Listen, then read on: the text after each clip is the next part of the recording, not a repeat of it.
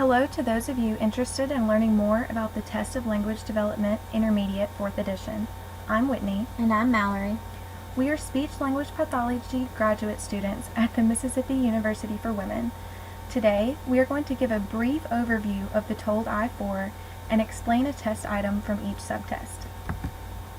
The TOLD I-4 was developed by Hamill and Newcomer in 2008 and can be purchased from the publisher, ProEd, for $239.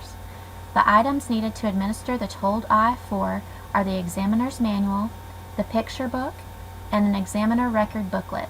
The test is suitable for ages 8 years, 0 months, to 17 years, 11 months. The TOLD I-4 has 4 principal uses.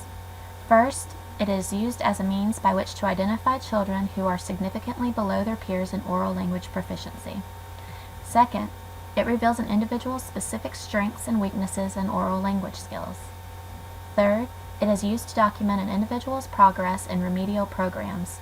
And finally, it is used in research studies to measure oral language development.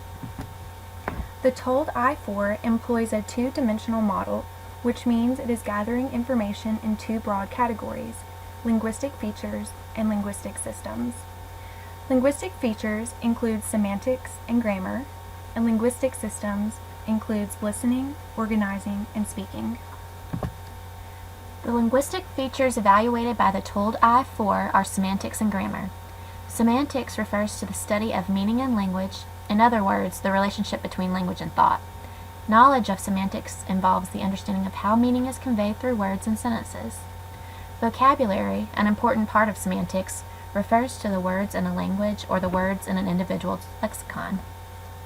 Although vocabulary obviously represents only one limited aspect of semantics, it is an important aspect and one that is familiar to teachers and parents. Semantics is assessed in 3 subtests, which are picture vocabulary, relational vocabulary, and multiple meanings. Grammar refers to the structural organization of a language and is generally divided into the branches of syntax and morphology. Syntax refers to the rules that govern how words are used to form sentences, phrases, and clauses. Morphology, often considered a partner of syntax, is a study of the smallest meaningful units of language. Grammar is assessed in 3 subtests, which are morphological comprehension, word ordering, and sentence combining. The linguistic systems evaluated by the TOLD I-4 are listening, organizing, and speaking. The listening system is represented by picture vocabulary, a measure of semantics, and morphological comprehension, a measure of grammar. They assess decoding operations involved in understanding speech. The organizing system is represented by relational vocabulary, a measure of semantics, and word ordering, a measure of grammar. They examine aspects of the strategies used to organize words and link them to other words. The speaking system is represented by multiple meanings, a measure of semantics, and sentence combining, a measure of grammar. Both subtests assess the ability to produce meaningful speech. Sentence combining is a 30-item subtest that incorporates speaking and listening ability. An individual must concisely and efficiently use elements included in the stimulus sentences to form a compound or complex sentence. Picture vocabulary is an 80-item subtest that measures receptive vocabulary. An individual must correctly point to a picture based on a 2-word phrase, one at a time for each picture card. Word ordering is a 32-item subtest that incorporates speaking and listening ability, but it is primarily considered an organizing task. An individual must reorder a series of randomly ordered words in order to form a complete, correct sentence. Relational vocabulary is a 30-item semantic subtest that requires some listening ability. However, it is primarily an organizing task. An individual must explain what a group of words has in common. Morphological comprehension is a 50-item morphological subtest that is primarily a listening task. An individual must distinguish between sentences that have correct grammar and those that do not. Multiple meanings is a 15-item subtest that measures vocabulary, specifically knowledge of homophones. This task requires a considerable organizing and speaking ability, but does not require much listening skill. An individual must respond by saying as many meanings for the given word as he or she can think of. The subtests of the TOLD I-4 were constructed to represent the two-dimensional model previously discussed. In terms of the linguistic features, 3 subtests measure semantic ability and 3 measure grammatic ability. In terms of the linguistic systems, 2 subtests measure listening abilities, 2 measure organizing abilities, and 2 measure speaking abilities. These 5 combinations of subtests are called composites.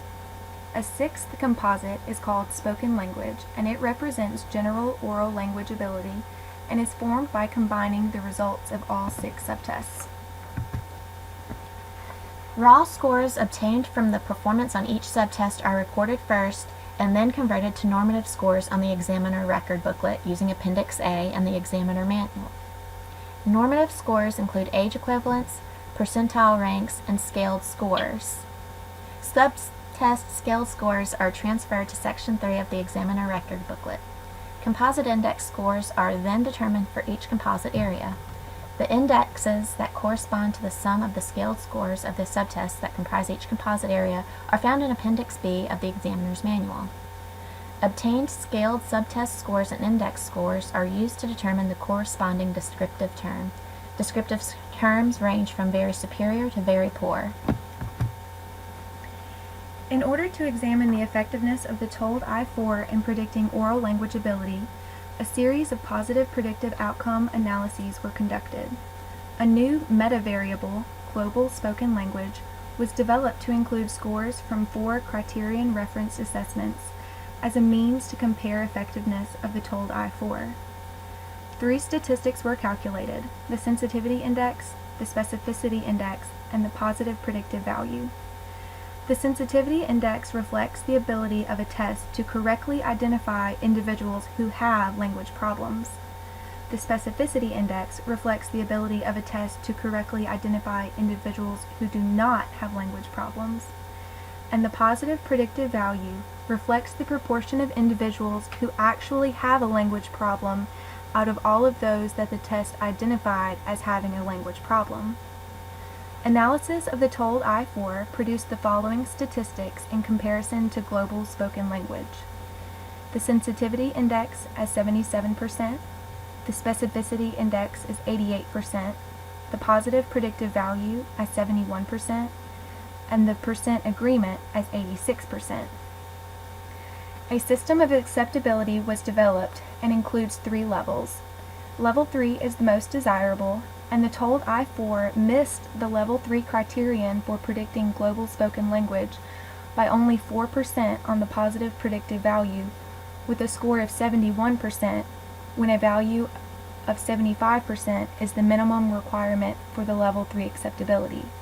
Therefore, the TOLD I-4 represents Level 2 acceptability. What does all of that mean?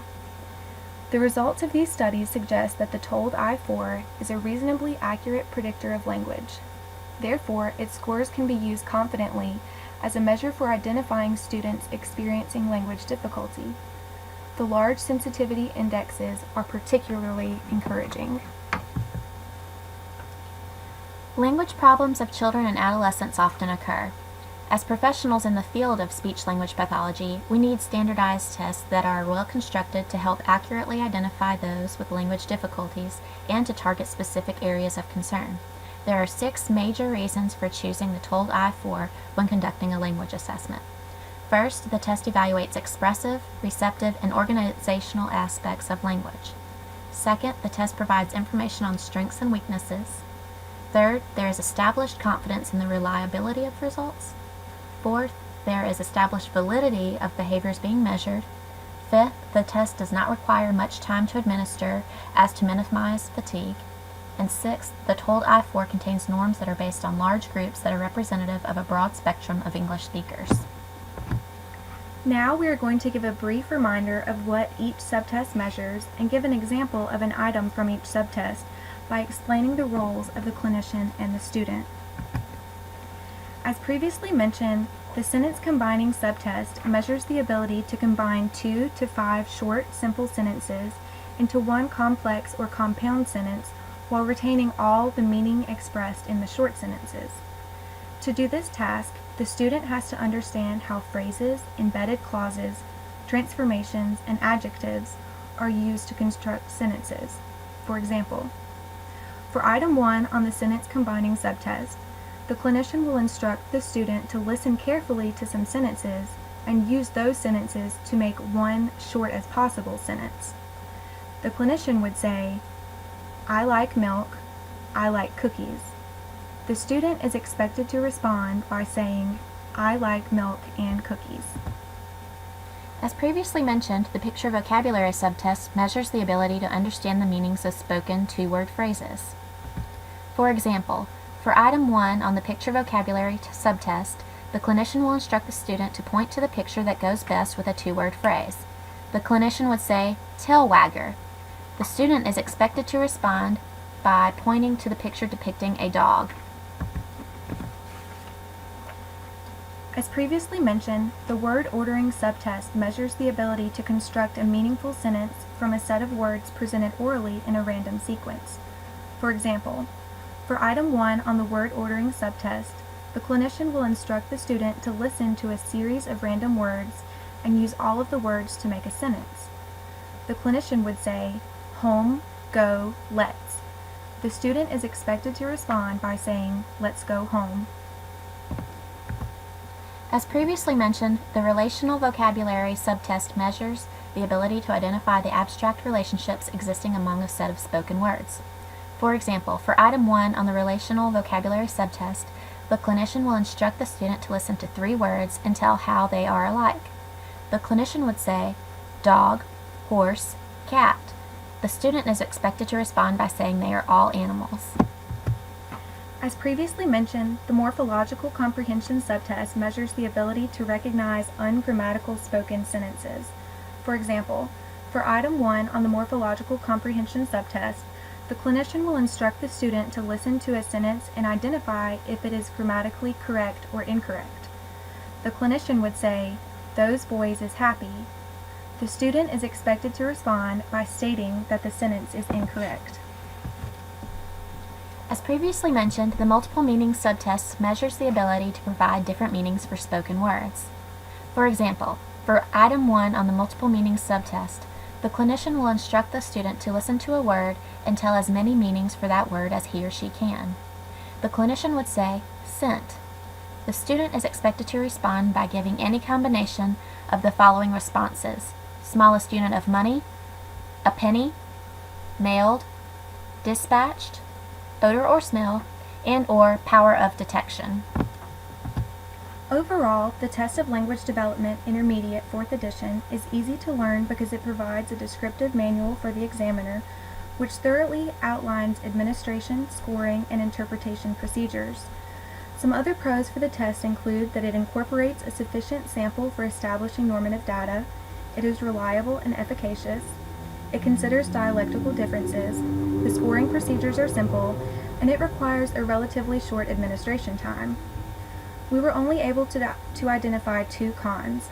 The picture book contains outdated pictures, which may not be appealing to some children, and additional measures must be employed to assess the area of pragmatics.